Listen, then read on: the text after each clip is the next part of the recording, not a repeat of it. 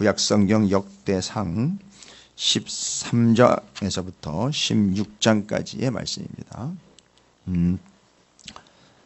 앞선 부분에서 우리 본문상으로는 그 앞에 위치해 있는 10장부터 12장까지에서 다윗에 대해서 우리가 살펴봤습니다. 근데 다윗을 그냥 살펴보질 않고 사울과 비교를 했다는 것이죠.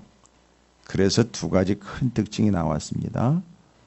묻고 듣고 그리고 하나님을 추종하는 자로서 다윗 주변에는 다윗을 추종하는 자들이 다윗이 하나님을 추종하는 걸 보고 그대로 추종하는 곧 따르는 이들이 모여들게 되었다. 그리고 그들을 용사라고 명했으나 다윗 주변에 몰려든 사람들은 마치 기드온과 300용사의 그 300명 용사가 싸움을 잘해가지고 자기의 능력껏 자기들의 이름과 명성을 떨쳐낸 자들이 아니라 입을 함구하게 되었다라는 것이죠.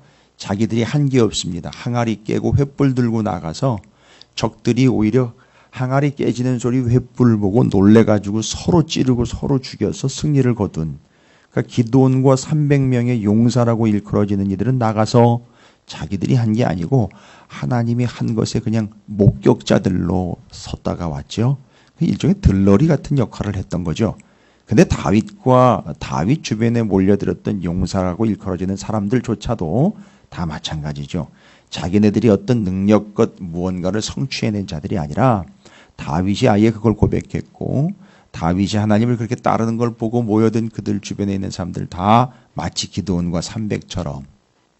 그래서 어제는 숫자적으로 그렇게 얘기를 했어요. 다윗이 함께 왕국을 건설하고 다윗이 왕 되는 데 있어서 그를 도와줬던 우두머리 30의 용사가 있었는데 그건 딱 뭐 11조로 치면 아마 300명 정도 되지 않겠느냐. 나머지 정확한 건 아닙니다만 뭐 그런 식으로 우리가 기드온과 300을 좀 떠올릴 수 있는 근거들이 있다 해서 의미상으로 다윗과 함께한 사람들도 여전히 자기들이 한 게 아니라 하나님이 하셨다라는 것을 잊지 않게 되었다라는 거예요. 그래서 다윗의 특징 사울과 비교가 되는.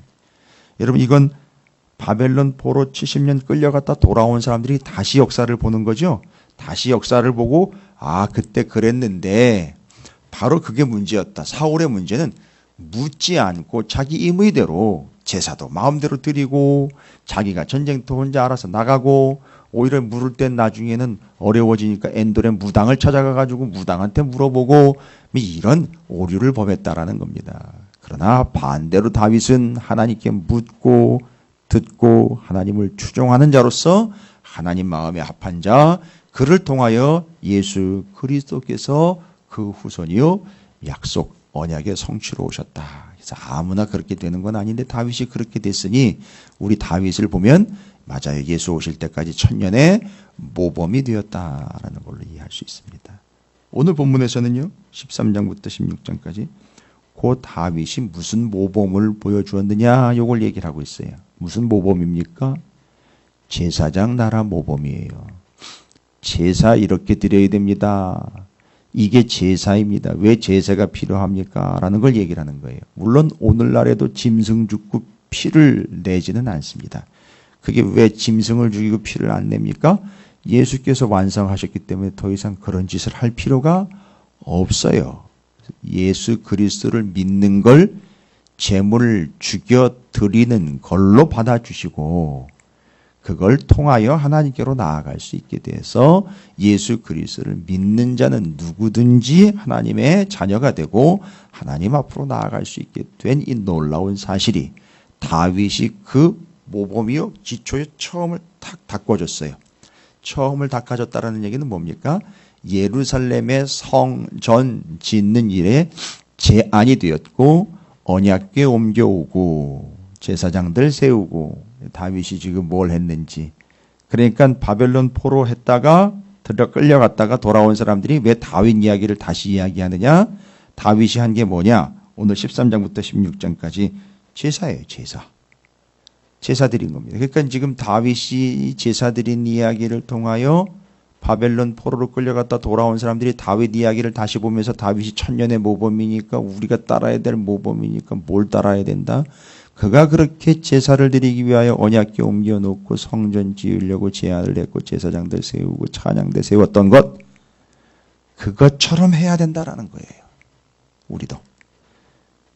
이게 역사예요.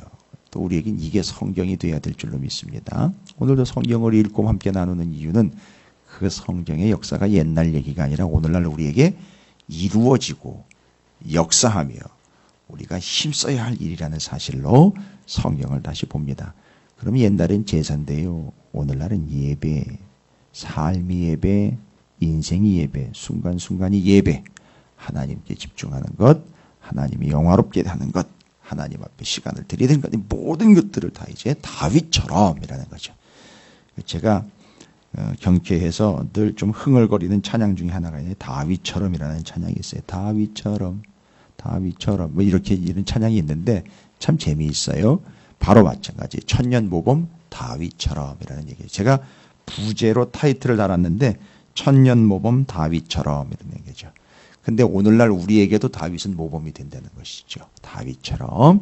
자, 그럼 13장부터 16장까지 읽고 다윗이 뭐에 그렇게 집중을 했고 뭐에 그렇게 관심이 있었는지, 그리고 바벨론 포로 갔다가 끌려온 사람들은 왜 그렇게 다윗이 뭘 했는지 관심이 많은지 한번 다시 보겠습니다. 13장부터 16장까지 읽어가겠습니다. 들어주시죠. 역대상 13장.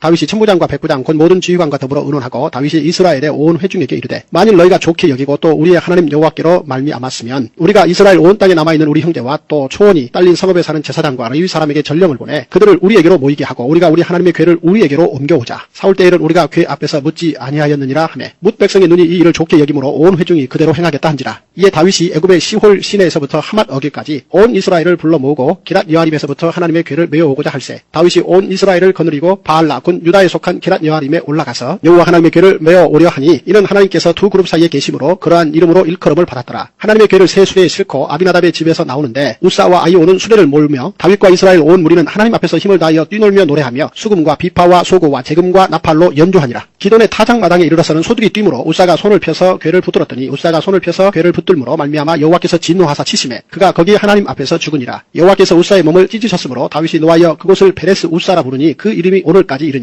그날에 다윗이 하나님을 두려워하여 이르되 내가 어떻게 하나님의 궤를 내 곳으로 오게 하려 하고 다윗이 궤를 옮겨 자기가 있는 다윗성으로 메어드리지 못하고 그 대신 가드 사람 오벳에돔의 집으로 메어가니라. 하나님의 궤가 오벳에돔의 집에서 그의 가족과 함께 석 달을 있으니라. 여호와께서 오벳에돔의 집과 그의 모든 소유에 복을 내리셨더라.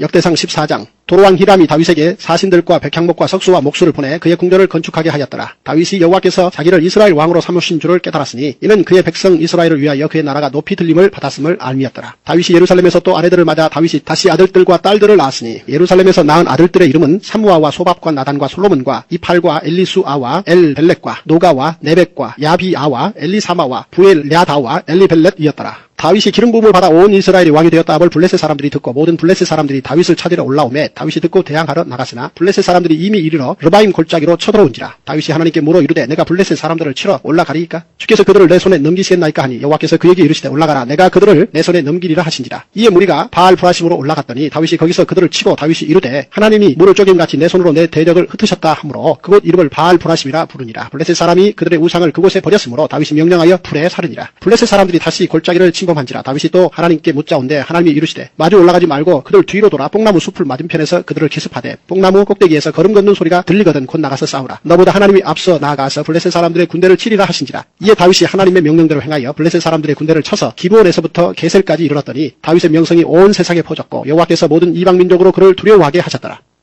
역대상 15장. 다윗이 다윗성에서 자기를 위하여 궁전을 세우고 또 하나님의 궤를 둘 곳을 마련하고 그것을 위하여 장막을 치고 다윗이 이르되 레위 사람 외에는 하나님의 궤를 맬 수 없나니 이는 여호와께서 그들을 택하사 여호와의 궤를 메고 영원히 그를 섬기게 하셨음이라 하고 다윗이 이스라엘 온 무리를 예루살렘으로 모으고 여호와의 궤를 그 마련한 곳으로 메어 올리고자 하여 다윗이 아론 자손과 레위 사람을 모으니 그핫 자손 중에 지도자 우리엘과 그의 형제가 120명이요 무라리 자손 중에 지도자 아사야와 그의 형제가 220명이요 게르솜 자손 중에 지도자 요엘과 그의 형제가 130명이요 엘리사반의 자손 중에 지도자 스마야와 그의 형제가 200명이요 헤브론 자손 중에 지도자 엘리엘과 그의 형제가 80명이요 우시엘의 자손 중에 지도자 암미나답과 그의 형제가 112명이다. 다윗이 제사장 사독과 아비아다를 부르고 또 레위 사람 우리엘과 아사야와 요엘과 스마야와 엘리엘과 암미나답을 불러 그들에게 이르되 너희는 레위 사람이 지도자이니 너희와 너희 형제는 몸을 성결하게 하고 내가 마련한 곳으로 이스라엘의 하나님 여호와의 궤를 메어 올리라. 전에는 너희가 매디 아니하였으므로 우리 하나님 여호와께서 우리를 찢으셨으니 이는 우리가 규례대로 그에게 구하지 아니하였음이라 하니 이 제사장들과 레위 사람들이 이스라엘 하나님 여호와의 궤를 메고 올라가려 하여 몸을 성결하게 하고 모세가 여호와의 말씀을 따라 명령한 대로 레위 자손이 채에 하나님의 궤를 꿰어 어깨에 매니라. 다윗이 레위 사람의 어른들에게 명령하여 그의 형제들을 노래하는 자들로 세우고 비파와 수금과 제금 등의 악기를 울려서 즐거운 소리를 크게 내라 하매 레위 사람이 요엘의 아들 헤만과 그의 형제 중 베레야의 아들 아삽과 그의 형제 무라리 자손 중에 구사야의 아들 에다를 세우고 그 다음으로 그들의 형제 스가랴와 벤과 야아시엘과 스미라못과 여히엘과 운니와 엘리압과 분하야와 마세야와 마티티야와 엘리블레후와 믹네야와 문지기 오벳에돔과 여히엘을 세우니 노래하는 자 헤만과 아삽과 에다는 놋제금을 크게 치는 자요 스가랴와 아시엘과 스미라못과 여히엘과 운니와 엘리압과 마세야와 분하야는 비파를 타서 알라못에 맞추는 자요 마티디야와 엘리블레후와 믹네야와 오벳에돔과 여히엘과 아사시야는 수금을 타서 8개 음에 맞추어 인도하는 자요 레위 사람의 지도자 그나냐는 노래에 익숙함으로 노래를 인도하는 자요 베데가와 엘가나는 궤 앞에서 문을 지키는 자요 제사장 스바냐와 요사밧과 느다넬과 아미세와 스가랴와 분하야와 엘리에셀은 하나님의 궤 앞에서 나팔을 부는 자요 오벳에돔과 여히야는 궤 앞에서 문을 지키는 자이더라.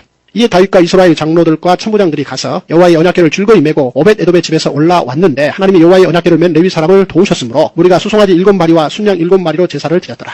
다윗과 및 궤를 맨 레위 사람과 노래하는 자와 그의 우두머리 그나야와 모든 노래하는 자도 다 세마포 겉옷을 입었으며 다윗은 또 배 에봇을 입었고 이스라엘 무리는 크게 부르며 뿔나팔과 나팔을 불며 제금을 치며 비파와 수금을 힘있게 타며 여호와의 언약궤를 메어 올렸더라. 여호와의 언약궤가 다윗 속으로 들어올 때에 사울의 딸 미갈이 창으로 내다보다가 다윗 왕이 춤추며 뛰는 것을 보고 그 마음에 업신여겼더라.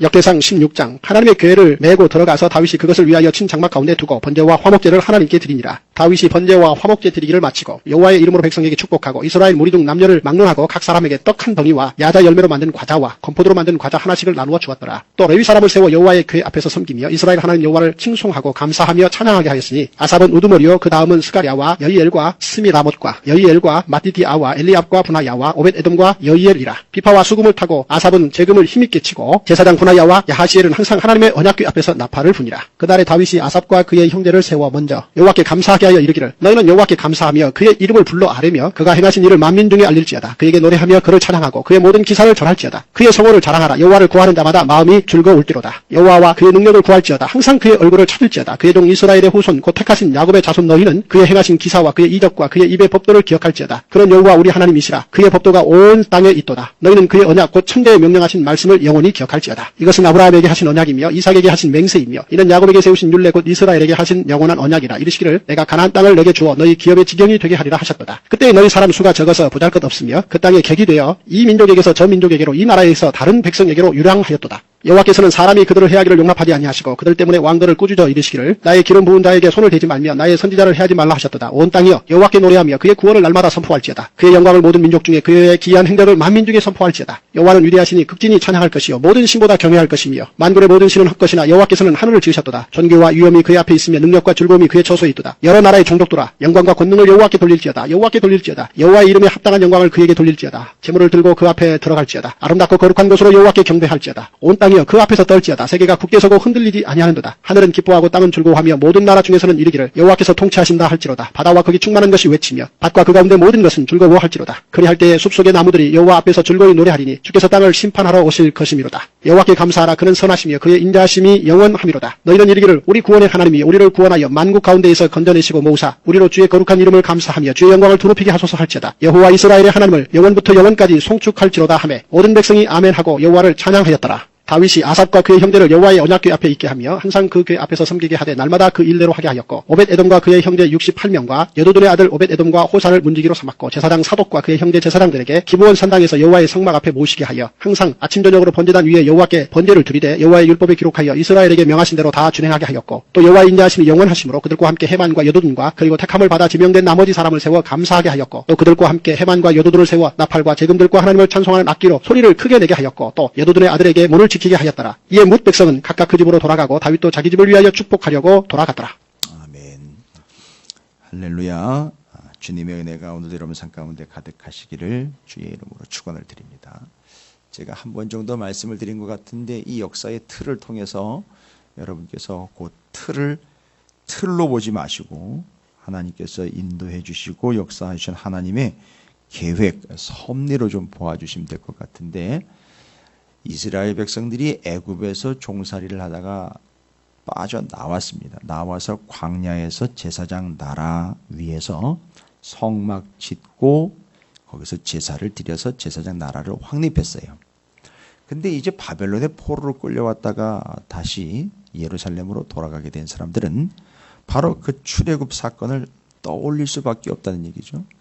애굽에서 나와서 제사장 나라 건설했던 것처럼 틀로 보자면 바벨론의 포로로 끌려갔다 70년 만에 다시 돌아왔다라는 말은 거기서 탈출했다, 나왔다. 그러면 나와서 해야 될 게 뭐냐? 그때 나와서 한 게 광야에서 제사장 나라 위하여 거룩한 신민학교 교과서인 레위기를 통해 성막 짓고 제사법 정하고 제사장들 세우고 실제로 제사를 드리고 하나님께로 가까이 나아가게 됨. 요 틀이 지금 바벨론의 포로로 끌려갔다 70년 만에 돌아온 사람들이 가지고 가야 될 틀이라는 거죠. 그래서 바벨론에 끌려갔다가 다시 나와 탈출해서 예루살렘으로 돌아와 거기서 마찬가지인 거죠. 성, 전, 성, 막 개념의 공간, 그 다음에 제사, 제물, 제도, 법, 제사장들 다시 정비해서 제사 드려야 된다는 거죠. 이 근거를 이스라엘 백성들은 바벨론의 포로 끌려갔다가 돌아온 사람들은 누구한테서 아주 확실하게 그 지표를 그 본을 보고 있느냐면 다윗입니다. 지금 이스라엘 백성들은 바벨론의 포로로 끌려갔다 돌아와가지고 역대기서를 다시 기록을 해서 정리를 했는데 역사를 가만히 보니까 이 제사에 목맸던 사람이 하나가 있으니 그게 바로 다윗이었어요. 그것도 왕입니다. 앞에서 사울과 완전히 대조가 되는 이 사람 다윗은 하나님 앞에 제사하는 거예요. 그리고 자기가 비록 이스라엘의 왕이지만 이 나라의 진정한 왕은 하나님이신데 그 하나님이 왕인 그 나라는 이름하여 제사장 나라라는 거죠. 그래서 이 제사장 나라는 반드시 하나님 앞에 제물을 가지고 나아가야 되는 제사드리는 시스템으로 하나님께 나아간다는 거죠. 다윗은 이걸 누구보다도 잘 이해했어요. 왜냐? 어려서부터 5살부터 아버지 이새에게서 모세오경을 철저하게 배웠기 때문에 하나님이 모세에게 무슨 얘기를 했고 왜 성막 지으라 했고 성막의 제도는 무엇이고 제사법은 무엇이고 절기는 무엇이고 무엇을 어떻게 해야 되는지를 다 공부를 한 거예요. 그러니까 자신이 왕이 돼가지고 해야 될 게 뭔가 봤더니만 자기가 자기 능력껏 재량껏 자기 권한을 가지고 이 사람들을 통치하는 게 아니라 하나님의 뜻인 제사장 나라를 내가 그냥 있는 한 몸이 부서져라 끝날까지 서포트 해드리는 게 내가 할 일이라는 거죠. 그래서 내가 해야 될 일은 이 이스라엘 백성들을 제사를 잘 드리게 해주는 거예요. 그럼 어떻게 해야지 제사를 잘 드릴 수 있을까? 바로 그 제사 제도 시스템을 확보하는 거죠. 그래서 그 끝에 성전 짓겠다라는 제안까지 한 거예요, 다윗이. 근데 이제 역사 중에 어떤 일이 있었느냐 하면 성막에 있었던 하나님의 언약궤예요. 언약궤는 하나님의 임재의 상징이잖아요. 그런데 이게 블레셋과의 전투에서 이 궁지에 몰리다 보니까 언약궤를 전쟁터에다 갖다가 옮겨놔 버렸어요. 절대 그러면 안 되는 거거든요. 언약궤는 어디 있는 대로 가가지고 가는 게 아니고 원래 중심은 언약궤에 있는 대로 와야 되는 거예요, 사람이. 그때는 원칙이 그랬어요. 언약궤가 글로 가주는 게 아니라 언약궤 있는 곳으로 사람들이 와야 되는데 전쟁터에서 어렵고 힘들어지니까 자기네가 언약궤를 갖다가 거기다 갖다가 떡하니 안장을 해놓은 거예요. 무슨 얘기입니까? 그거 갖다 놓으면 이길 것 같은 그런 착각인 거죠. 웬걸요? 지구 져서 언약궤를 빼앗겨버립니다. 블레셋에. 이때부터 이 흑역사가 시작이 되죠. 언약궤가 돌고 돌아. 지금 오늘 본문에서 이야기하고 있는 다윗이 그 언약궤가 원래 있어야 할 곳에 있지 않고 돌고 있고 다른 곳에 가 있으니까 여호와 하나님의 이름을 두려고 택한 곳인 예루살렘으로 언약궤를 모셔오자. 그래서 그 사이에 불미스러운 일이 있었던 건 우리가 다 알잖아요. 언약궤를 옮겨오는 방법에 블레셋 스타일로 우사와 아효가 그걸 또 가만히 보고 있다가 사람 죽는 거를 볼 수밖에 없었던 다윗이 아주 엄청나게 자기 자신을 탓하게 되죠. 이것도 내가 몰라서 애만 사람을 죽여버렸구나.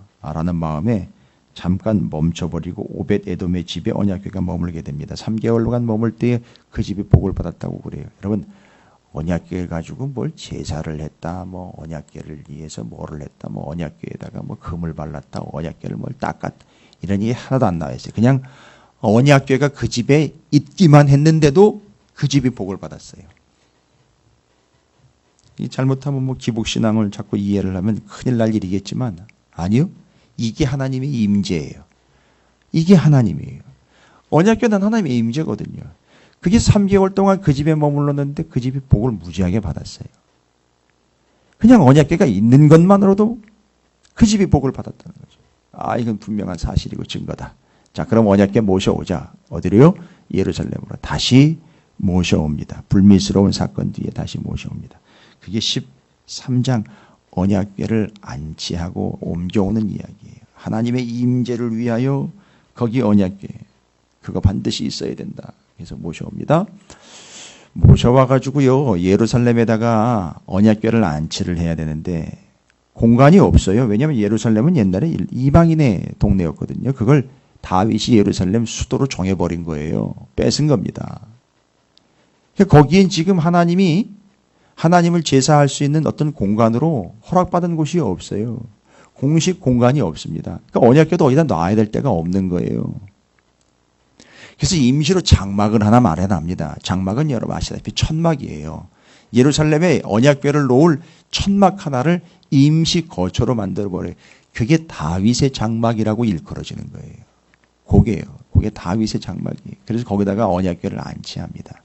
그리고 난 다음에는 자기는 백향목궁에 거하고 있는데 언약궤는 천막에 있잖아요. 아, 이거 아니다. 하나님, 그러면 하나님의 언약궤도 번듯한 건물을 지어서 거기다가 안치를 하지요. 제안을 했더니 나단 선지자가 That's good idea. 좋은 생각이다. 그러나 너는 준비만 해주고 네 아들 솔로몬이 짓게 하고 하나님의 말씀인 설계도대로 짓는 걸로 이야기하자. 여러분, 이거예요. 이 이야기를 바벨론의 포로로 70년 동안 끌려갔다가 돌아온 사람들이 다 아는 거예요. 다윗이 뭘 그렇게 연연했고 왜 언약궤를 그렇게 모셔오려고 그랬나? 왜 예루살렘에다 이렇게 성전 지으려고 그랬나? 뭡니까? 제사예요. 제사. 하나님께 제사하여 제사한다는 얘기는 하나님께 나아간다는 얘기예요. 그때는 반드시 그랬어요. 제사하고 제물 가지고 나아가야만 산채로 나아갈 수 있어요. 안 그러면 죽어요. 죄 때문에 하나님 앞에 그냥 다 없어진단 말이에요. 이게 하나님이 주신 방법입니다. 14장, 15장, 16장 뭐 쭉 나와 있습니다. 14장은 이런 다윗에 대해서 다시 한번 언급합니다. 앞에서 10장부터 12장까지 사울과 비교했던 이야기 중에 하나이기도 하죠. 14장에서는 이 모든 일들이요, 다윗이 임의대로 자기가 왕이니까 자기 멋대로 행하는 게 아니라 하나님께 늘 여쭙는 자였다라는 거예요. 이걸 자기 임의대로 하지 않습니다. 다윗은 늘 하나님께 여쭈어요. 여쭙는다는 게 뭡니까? 누가 물어요. 여쭙는 게 뭐예요? 직접 가가지고 하나님한테 뭐 마이크 대고 한번 소리 지르면서 이건 어떻게 해야 돼? 이렇게 묻는 거예요? 아니요. 여쭙는다는 거는 묻고 듣는 거니까요.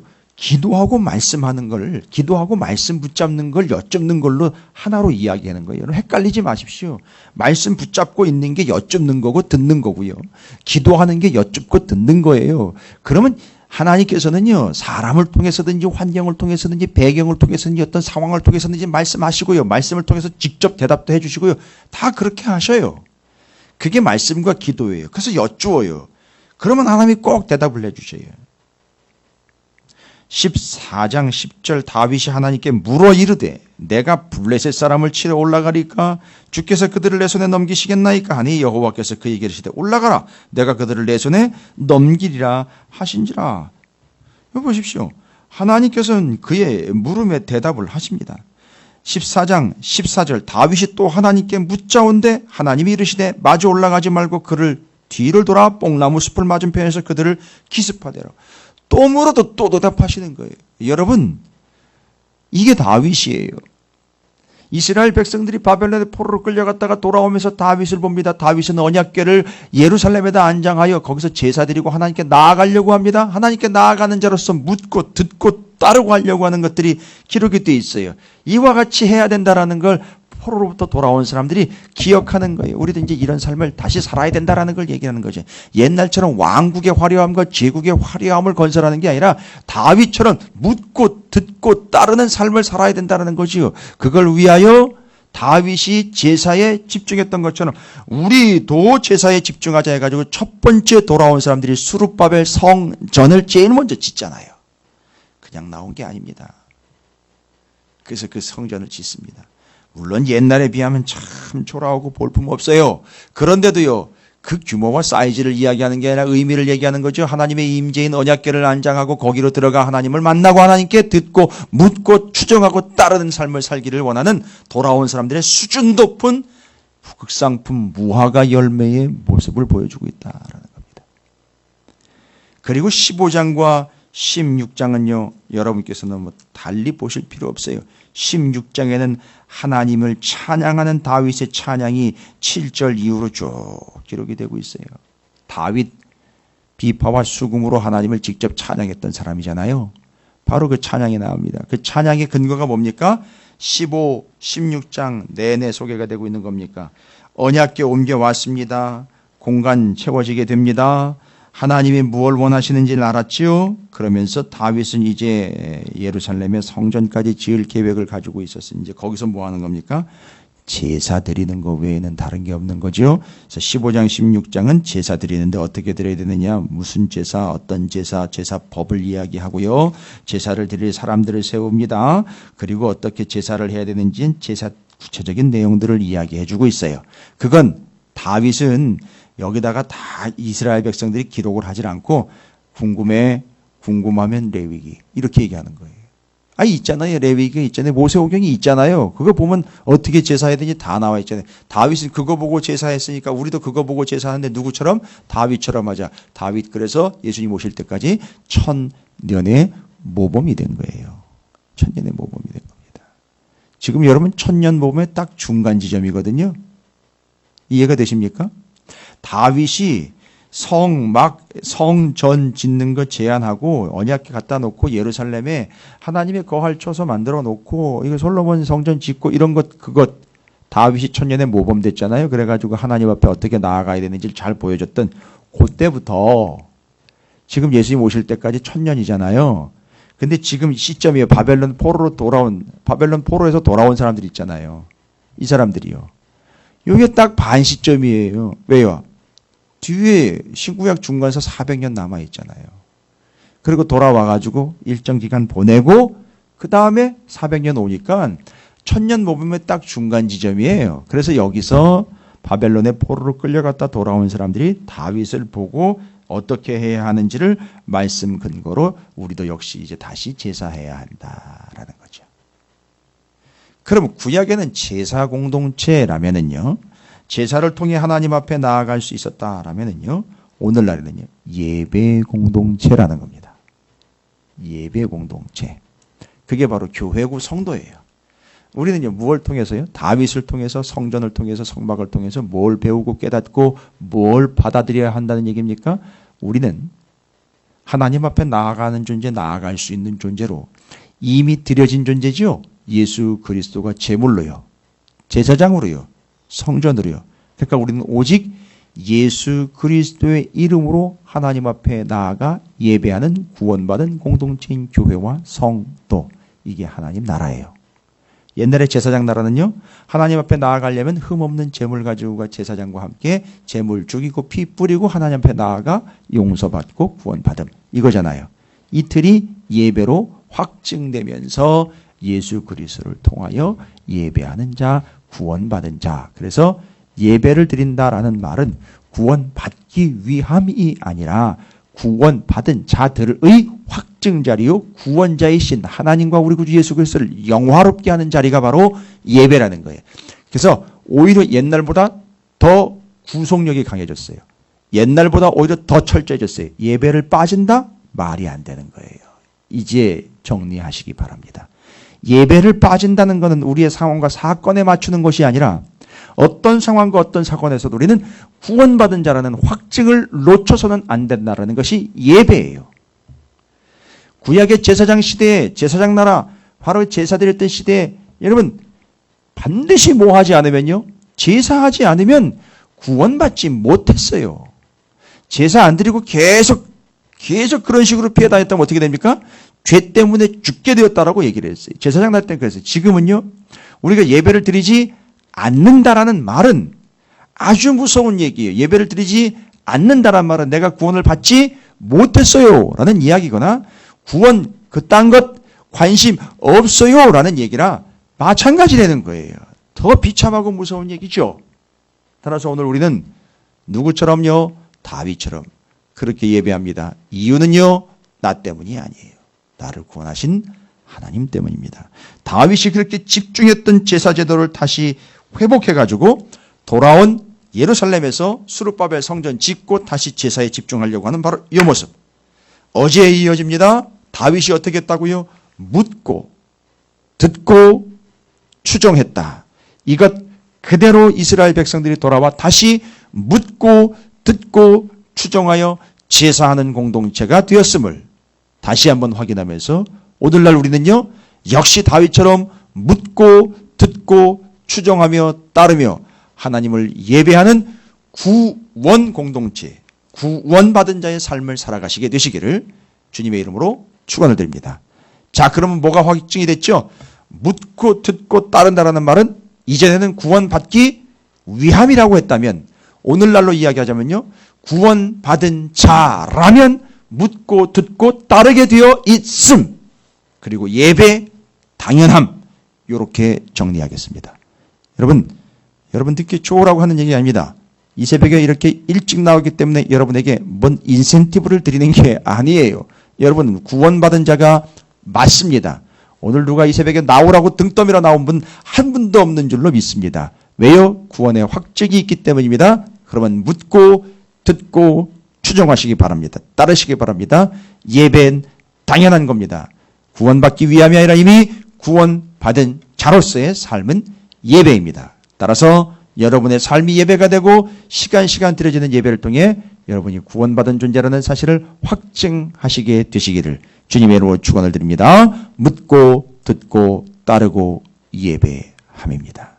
오늘도 여러분께서 그런 삶을 살고 누리기를 주님의 이름으로 다시 한번 축복합니다.